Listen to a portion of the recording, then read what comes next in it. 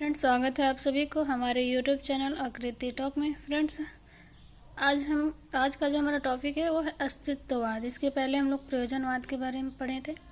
आज हम लोग अस्तित्ववाद के अर्थ और उनके विचार, सिद्धांत, ये सब के बारे में पढ़ेंगे। वीडियो स्टार्ट करने से पहले रिक्वेस्ट है फ्रेंड, मेरे चैनल को सब्सक्राइब कीजिए, लाइक कीजिए और कमेंट कीजिए। चलिए आगे बढ़ते हैं, इनके अर्थ जानते हैं। अस्तित्ववाद का मानना है कि अस्तित्व का अर्थ केवल व्यक्ति को जीवित रहने से न होकर एक पूर्ण, शक्तिशाली, प्रगतिशील, उत्तरदायी तथा आत्मचेतना से युक्त जीवन को बनाए रखना है। जो अस्तित्ववाद है उनका मानना है कि अस्तित्ववाद का मानना है कि व्यक्ति को केवल जीवित रहने से नहीं, उन्हें एक पूर्ण, शक्तिशाली, प्रगतिशील, उत्तरदायी तथा आत्मचेतना से जीवन को बनाए रखना है। अस्तित्ववाद का मानना है कि व्यक्ति को यदि आत्मचेतना तथा अनुभूति करने का मौका मिले तो व्यक्ति अपने आंतरिक जीवन का ध्यान केंद्र बन सकता है। अस्तित्ववाद का मानना है कि व्यक्ति को अगर मौका मिले तो अपने आंतरिक जीवन को ध्यान केंद्र बन सकता है। इस दर्शन के अनुसार व्यक्ति को व्यक्तिक स्वतंत्रता अवश्य मिलनी चाहिए ताकि उसकी व्यक्तिगत रुचियों तथा निर्णयों का समुचित विकास हो सके, वह आत्म अनुभूति को प्राप्त कर सके। आगे है अस्तित्ववादी तथा उनके विचार। पहला है मार्टिन हेडेगर। मार्टिन हेडेगर अपने आप को अस्तित्ववादी नहीं मानते थे। जो मार्टिन हेडेगर थे वो अपने आप को अस्तित्ववादी नहीं मानते थे, लेकिन दार्शनिक दृष्टिकोण से उन्हें अस्तित्ववादी माना जाता है। हेडेगर के दार्शनिक विचार इतिहास की देन है।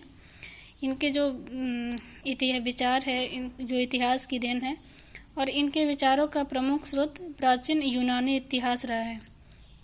इनका जो प्रमुख विचार है उन्हें प्राचीन यूनानी इतिहास रहा है। किर्केगार्ड वास्तविकता तथा सत्यता का केवल आत्मनिष्ठा से मानना है, लेकिन इस दूसरी ओर हेडेगर में भी सत्य को देखना चाहता था तथा उसे आत्मनिष्ठा का रूप भी प्रदान करना चाहता है। वो जो मार्टिन हेडेगर थे वो सत्य को भी देखना चाहते थे और आत्मनिष्ठा का रूप भी प्रदान करना चाहते थे। और दूसरा है जीन पॉल सार्त्रे। यह एक फ्रांसीसी दार्शनिक थे। यह फ्रांस के दार्शनिक थे तथा इनके किर्केगार्ड द्वारा दी गई विचारधाराओं को 20वीं शताब्दी में पुनः स्थापित किया गया। इनकी जो विचारधारा थी वो 20वीं शताब्दी में दोबारा से स्थापित की गई थी। सार्त्रे आदर्शवाद के विपरीत परमात्मा को तुलना में मानव को अधिक महत्व देते थे। यहाँ पे जो कह रहे हैं जीन पॉल जो शास्त्री थे वो अपने आदर्शवाद के विपरीत जाकर ईश्वर की तुलना में जो मानव को अधिक महत्व देते थे, इसलिए उन्हें नास्तिकवादी माना जाता है। तीसरा है टिलिच। टिलिच अमेरिका के रहने वाले थे।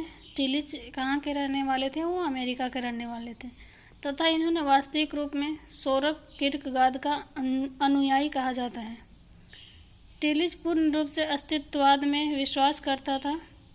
ये जो टिलिच थे वो अस्तित्ववाद में विश्वास करते थे।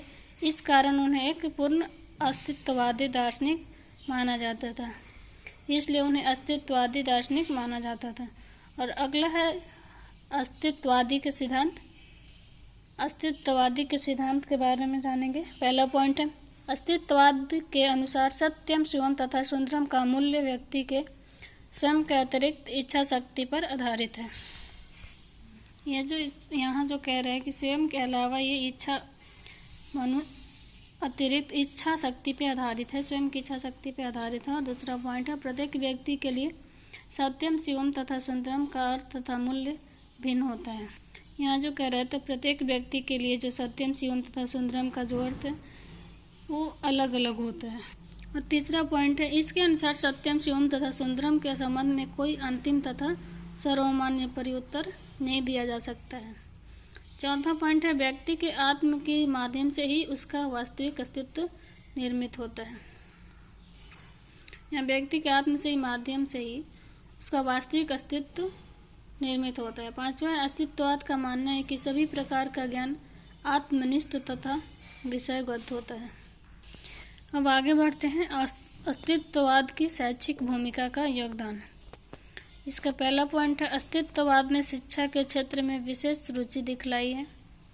जो अस्तित्ववाद थे उन्होंने शिक्षा के क्षेत्र में ज़्यादा रुचि दिखलाई थी, क्योंकि यह व्यक्ति में स्वयं के प्रति जागरूकता उत्पन्न करने की तथा साथ ही अपनी समस्याएं तथा जिम्मेदारियों को समझने का योग बनाती है।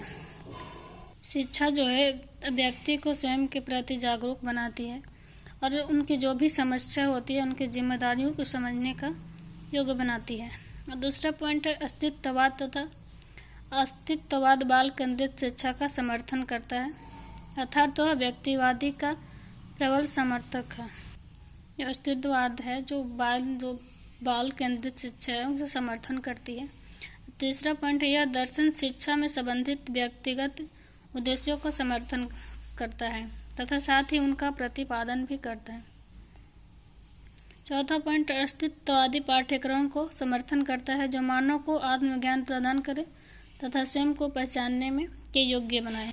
अस्तित्ववाद में पाठ्यक्रम को समर्थन करती है और मानव को आत्मज्ञान और तथा स्वयं को पहचानने के योग्य बनाती है। पांचवा पॉइंट है, यह दर्शन सामूहिक शिक्षा का विरोधी है तथा व्यक्तिनिष्ठ शिक्षा का पक्षधर है। यह जो दर्शन है सामूहिक शिक्षा का विरोधी है और व्यक्तिनिष्ठ शिक्षा का पक्षधर है। ये थी हमारी आज की वीडियो। आई होप ये वीडियो आप लोगों की पसंद आई। प्लीज़ चैनल को सब्सक्राइब कीजिए, लाइक कीजिए, कमेंट कीजिए और बेल आइकन को प्रेस कीजिए ताकि हर वीडियो का नोटिफिकेशन आपको मिले। Thank you.